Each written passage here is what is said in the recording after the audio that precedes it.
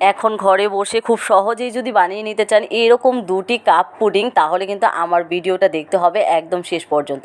আমি প্রথমেই 2টি ডিম নিয়ে নিয়েছি, 1 কাপ দুধ আর নিয়ে নিয়েছি 1/4 কাপ চিনি আর অল্প একটু ভ্যানিলা এসেন্স লাগবে।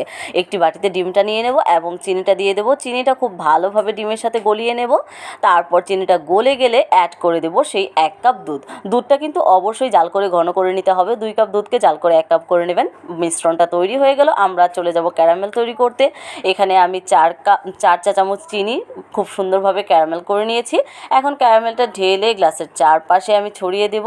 কাপগুলোতে যখন এভাবে ছড়িয়ে যাবে তখন সেই পুডিংয়ের মিশ্রণটা ঢেলে দেব। এখন স্টিম করে নেব 20 মিনিটের জন্য। আমি একটা পাত্রে স্টিম করার জন্য দিয়ে দিলাম। 20 মিনিট পর কিন্তু আমাদের পুডিংটা একদম কমপ্লিট হয়ে গিয়েছে।